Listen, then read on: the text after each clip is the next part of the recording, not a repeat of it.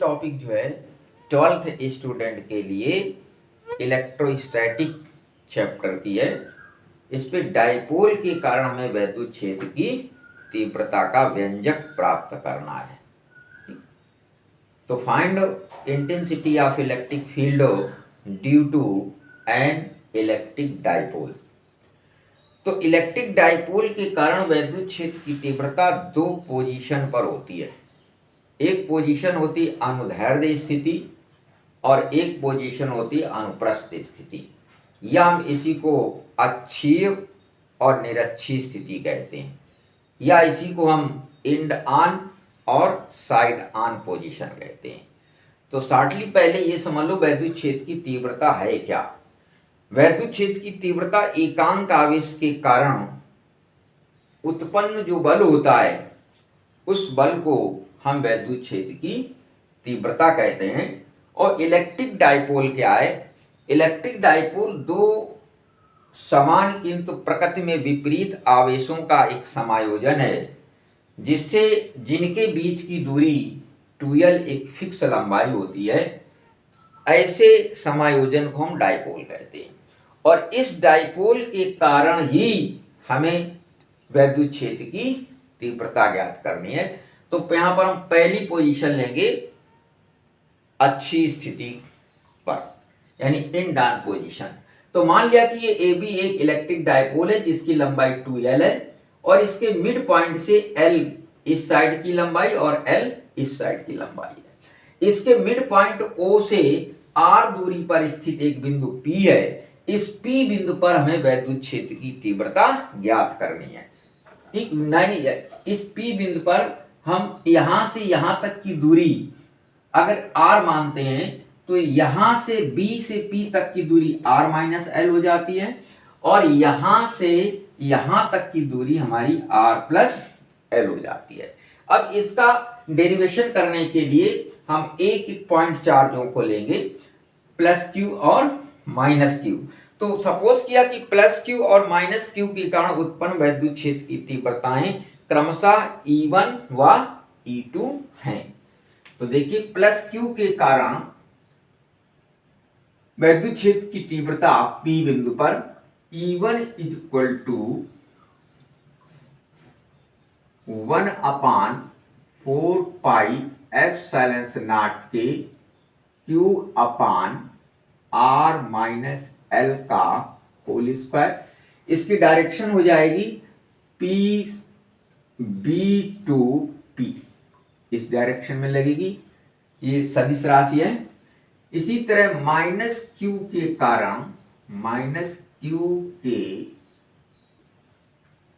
कारण वैद्युत क्षेत्र की तीव्रता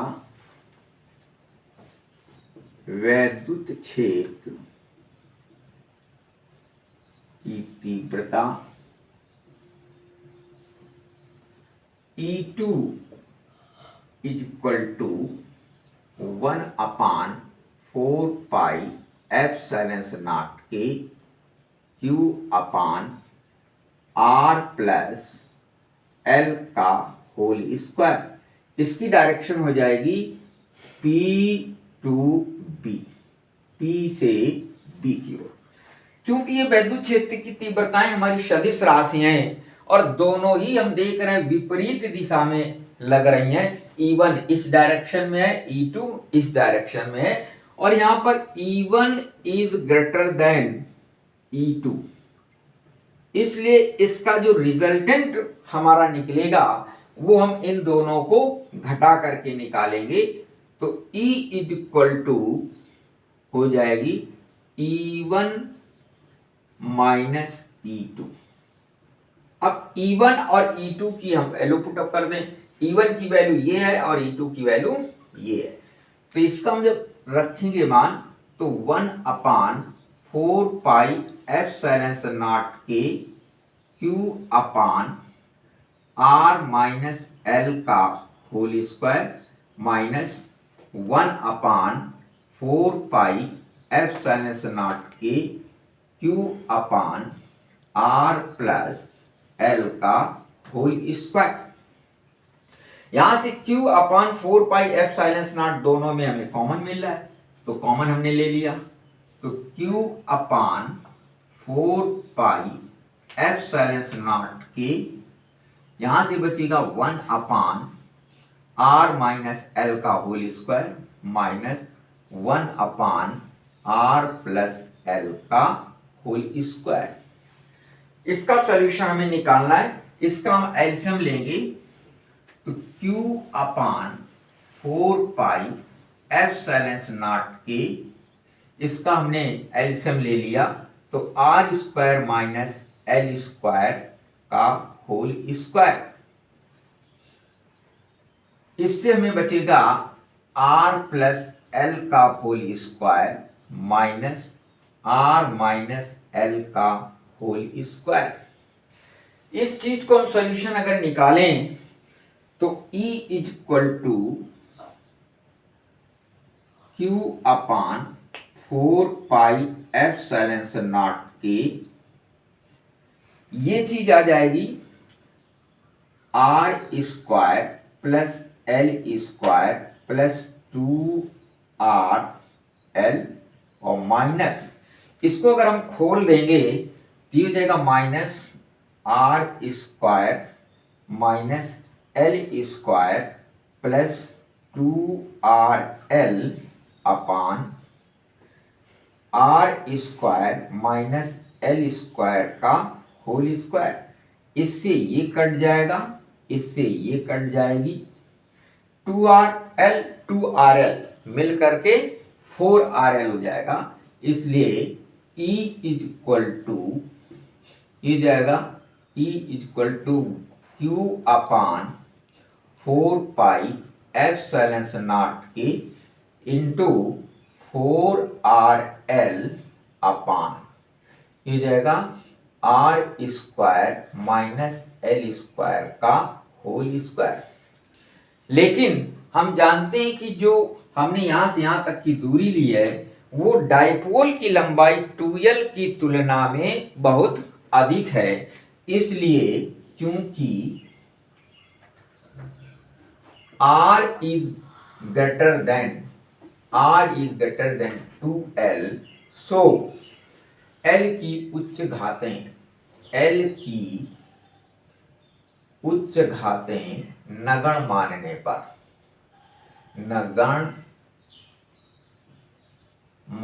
पर,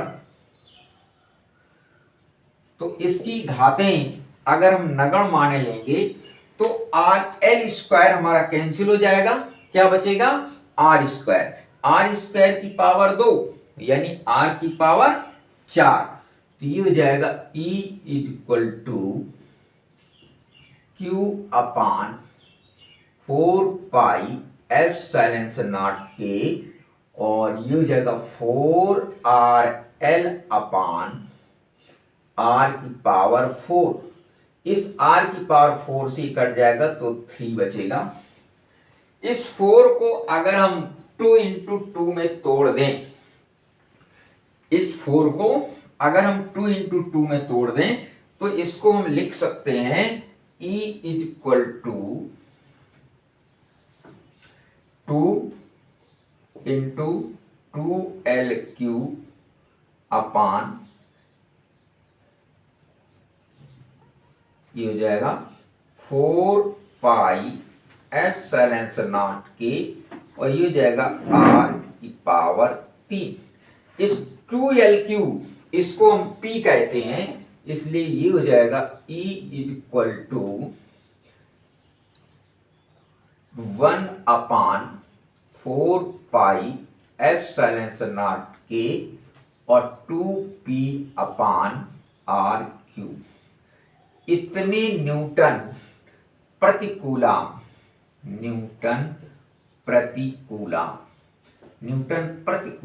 की वैद्युत क्षेत्र की तीव्रता हमारी उत्पन्न होगी। कब? जब अच्छी स्थिति होगी। तो अच्छी स्थिति में हमारी वैद्युत क्षेत्र की तीव्रता का व्यंजक क्या निकला? E इज इक्वल टू 1 अपान 4πε0 के 2p अपान r³। न्यूटन प्रतिकूलाम, यहाँ पर p क्या है? वैद्युत द्विध्रुव आघूर्ण। वैद्युत द्विध्रुव आघूर्ण, और r क्या है, उसके बीच की दूरी। तो एक बार फिर इसको समझ लो कि ये ए बी एक वैद्युत द्विध्रुव है, इससे हमें p बिंदु पर वैद्युत क्षेत्र की तीव्रता निकालनी है। हमने पहले q के प्लस q के कारण निकाला और फिर माइनस q के कारण। क्योंकि E1 और E2 दोनों ही 180 डिग्री पर कार्य कर रही हैं, यानी दोनों एक दूसरे के विपरीत हैं, और क्योंकि ये सदिश राशियां होती हैं, इसलिए इनका परिणामी वैद्युत क्षेत्र की तीव्रता ज्ञात करने के लिए ये एक दूसरे से घट जाएंगी। क्योंकि E1 हमारी बड़ी है E2 से, इसलिए E1 माइनस E2 हम कर देंगे। अब E1 और E2 की वैल्यू लगा करके इसको हम सॉल्व करते चले आएंगे। अंत में हम कंपेयर करेंगे कि R की वैल्यू L की तुलना में बहुत बड़ी है, इसलिए L की उच्च घातें नगण्य मान लेंगे। तो ये हमारा L हट जाएगा, L की उच्च घातें। अब ये वैल्यू हमारी इसके इक्वल आ जाएगी। इसको हम तोड़ करके लिख सकते हैं E equal to 1/4 pi epsilon naught के 2p अपॉन r क्यूब। तो अच्छी स्थिति समझ में आ गया। अब इसी तरीके से इसकी जो दूसरी स्थिति है side on position, side on position में भी हम वैद्युत क्षेत्र की तीव्रता, या जिसको हम निरक्षीय स्थिति कहते हैं, तो निरक्षीय स्थिति में वैद्युत क्षेत्र की तीव्रता का व्यंजक होगा। मान लिया कि ये हमारा एक डाइपोल है, इस डाइपोल का ये मिड पॉइंट है, यहां से यहां तक की ये दूरी L है, O पॉइंट है, और यहां से यहां तक की दूरी भी L है, यानी कुल लेंथ इसकी 2L है। यहां पर माइनस Q आवेश है और यहां पर प्लस Q आवेश है। ये हमारा A बिंदु है और ये हमारा B बिंदु है। यहां से अब चूंकि अनुप्रस्थ स्थिति है, साइड ऑन पोजीशन है, इसलिए इसके मध्य बिंदु से परपेंडिकुलर डायरेक्शन में ये R दूरी, यहां पर कोई एक बिंदु P है, यहां पर हमें वैद्युत क्षेत्र की तीव्रता का व्यंजक प्राप्त करना है। तो यहां से यहां तक ये वैद्युत क्षेत्र की तीव्रता जो लगेगी ऐसे लगेगी, इस डायरेक्शन में ये E1 होगी, E1 की डायरेक्शन, ये मान ले थीटा एंगल है, और यहां से प्लस Q के कारण वैद्युत क्षेत्र की तीव्रता ये लगेगी, इसकी डायरेक्शन ये होगी E2। तो E1 की डायरेक्शन इधर, E2 की डायरेक्शन इधर, और ये भी हमारा थीटा एंगल है, और इस थीटा एंगल यहां से BP और AP ये दोनों भुजाएं हमारी under root R² plus L² हो जाएंगी, और ये भी हमारी under root R² plus L² होगी। तो दोनों भुजाएं भी हमारी बराबर हो जाएंगी। ये हम ज्यामिति से निकाल लेते हैं। अब E1 के भी दो घटक होंगे, कंपोनेंट, क्योंकि थीटा डिग्री पर ये सदिश राशि E हमारी कार्य कर रही E1, तो इसी तरह E2 के भी दो कंपोनेंट होंगे घटक। तो एक कंपोनेंट इसका ये होगा ये, और एक कंपोनेंट इसका हो जाएगा ये। तो ये घटक होगा E1 cos theta horizontal component, ये घटक होगा E1 sin थीटा, ये वर्टिकल कंपोनेंट हो जाएगा। इसी तरह जो E2 हमारी लग रही है, ये भी थीटा डिग्री पर लग रही है, तो E2 के भी दो कंपोनेंट होंगे।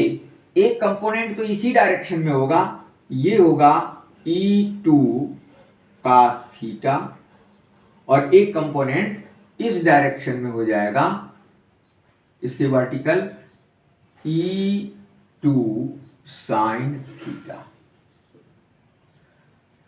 तो यहां पर P बिंदु पर चार हमारी वैद्युत क्षेत्र की तीव्रताएं कार्यरत हैं। कौन कौन सी? E1 cos theta, E2 cos theta, E1 sin theta और E2 sin थीटा। चित्र से स्पष्ट है कि E1 साइन थीटा और E2 कास थीटा एक दूसरे के विपरीत हैं, ठीक।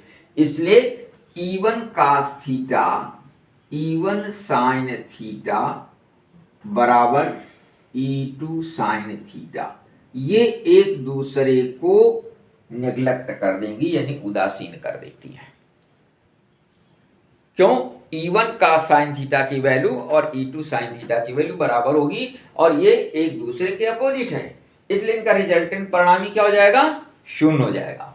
अब यहां पर ये जो दो हमारे कंपोनेंट कार्य कर रहे हैं, E1 cos थीटा और E2 cos थीटा, तो E1 cos थीटा और E2 cos थीटा यही रिजल्टेंट वहां पर बनाएंगे, कहां पर? P बिंदु पर। और क्योंकि दोनों की ही डायरेक्शन सेम है और ये सदिश राशियां हैं, इसलिए इनका रिजल्टेंट जो होगा इनके योग के बराबर होगा। तो E बराबर होगा E1 cos theta plus E2 cos theta, ये E1 और E2। इसका मतलब अगर हम E1, E2 और cos थीटा की वैल्यू निकाल लें और वो वैल्यू यहां पर हम पुट कर दें, तो हमें रिजल्टेंट वैद्युत क्षेत्र की तीव्रता प्राप्त हो जाएगी। cos थीटा हमने कॉमन कर लिया, E1, E2। अब हम E1, E2 cos थीटा तीन वैल्यू हैं, तीनों वैल्यू को निकाल करके इस पे पुट करेंगे तो हमें परिणामी वैद्युत क्षेत्र की तीव्रता प्राप्त हो जाएगी। अब देखिए E1 और E2 कैसे निकालेंगे? E1 किसके कारण है? प्लस Q के कारण, तो बिंदु आवेश के कारण हम सूत्र लगाएंगे। माइनस Q क्या है? Minus Q। E2 क्या है? माइनस Q के कारण, यहां भी हम एक बिंदु आवेश के कारण का सूत्र लगाएंगे। फिर cos थीटा की वैल्यू ये हो जाएगी, cos थीटा बराबर क्या होता है? आधार बटे कर्ण। आधार क्या है? L, और कर्ण क्या है? Root R square plus L square. तो तीनों की वैल्यू हमारी निकल आएंगी। तो E1 is equal to E1 plus Q के कारण, तो ये हो जाएगी 1/4 पाई एप्सिलॉन नॉट के Q अपान, यहां से यहां तक की दूरी का वर्ग, यानी ये हो जाएगा R square plus L square, और इसकी दिशा होगी B2P। ये स्क्वायर अंडर रूट से हट जाएगा हमारा। इसी तरह E2 की वैल्यू माइनस Q के कारण होगी, तो E2 की वैल्यू हो जाएगी 1/4 पाई एप्सिलॉन नॉट के और Q अपान, ये भी हमारा यहां से यहां तक की दूरी यही है, तो वर्ग हमारा इसके रूट से हट जाएगा, L स्क्वायर। ये वैल्यू हो जाएगी P2A, A से P से A की ओर हो जाएगी। अब हम cos थीटा निकाल लें। cos थीटा बराबर हो जाएगा आधार बटे कर्ण, यानी L upon root R square plus L square. इसको हम लिख सकते हैं L upon R square plus L square की पावर 1/2। अब ये तीनों ही वैल्यू अगर इस रूप में हम पुट कर दें तो हमें वैद्युत क्षेत्र की तीव्रता निकल आती है। तो E1 और E2 ये दोनों वैल्यू हमने लगाई, दोनों वैल्यू हम देख रहे हैं सेम है। तो E1 हमने लगाया 1/4 पाई एप्सिलॉन नॉट के Q upon R plus R square plus L square, और plus Q upon 4 pi epsilon naught के और Q upon R square plus L square, और cos थीटा की वैल्यू हमने लगा दी L upon R square plus L square की power 1/2। ये दोनों जुड़ जाएंगे तो ये हो जाएंगे 2/4 पाई एप्सिलॉन नॉट के Q upon R square plus L square into L upon R square plus L square की पावर 1/2। ये तो सेम है, ये चीज सेम है, यहाँ पावर 1 है, यहाँ पावर 1/2 है, क्योंकि गुणा में घातें जोड़ती हैं तो 1 + 1/2 बराबर कितना हो जाएगा 1 + 1/2 बराबर 3/2। तो ये हो जाएगा हमारा 2/4πε0 के और L/r² प्लस एल स्क्वायर की पावर 3/2। ठीक, अब 2L3 ये 2L3 हो गया, तो 2L3 इसको हम क्या लिख सकते हैं, इसको लिख सकते हैं P, तो ये आ जाएगा। और फिर यहां पर चूंकि R की तुलना में L बहुत छोटा है, इसलिए L की उच्च घातें अगर हम नगण्य मान लें तो ये तो कैंसिल हो जाएगा, क्या बचेगा r² की घातें 3/2, 2 से कटा तो क्या बचेगा r की पावर क्यूब। तो ये हो जाएगा हमारा E =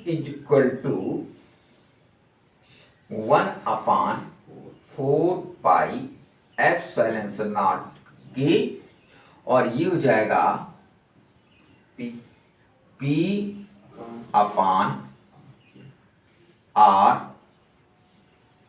क्यूब, क्योंकि r > 2L, इसलिए L की उच्च घातें नगण्य मानने पर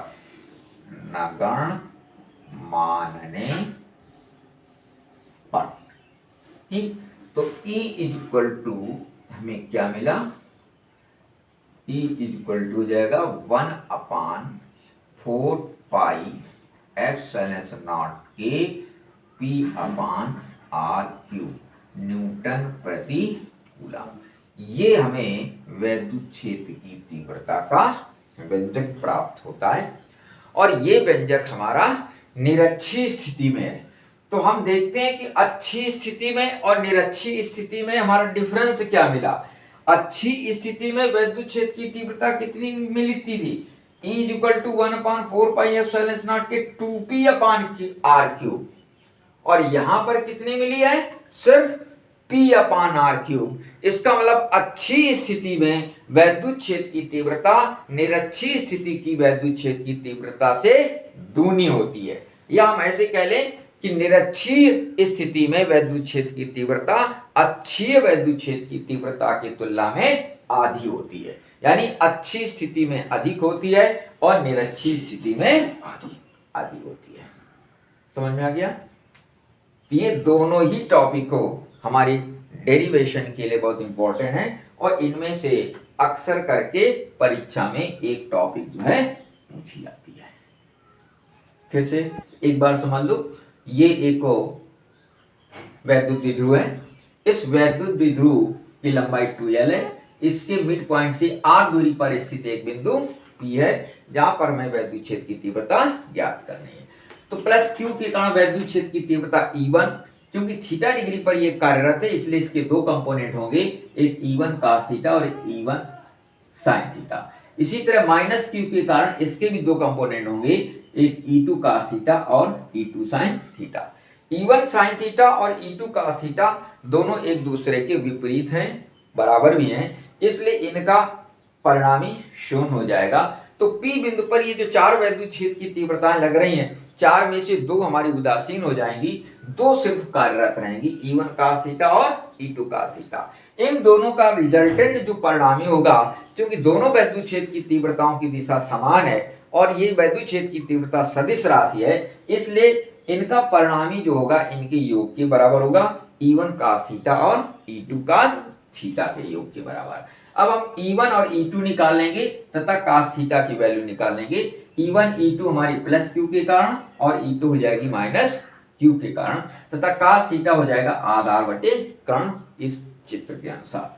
ये तीनों ही वैल्यू इस पे हम पुटअप कर देंगे और फिर इसको हम सॉल्व कर देंगे, और मान लेंगे लास्ट में कि R की तुलना में L हमारा बहुत छोटा है इसलिए L की उच्च घातें नगण्य मान लेंगे, तो E का जो मान है वो 1/4 के P/r³ न्यूटन प्रति कूलाम आएगा।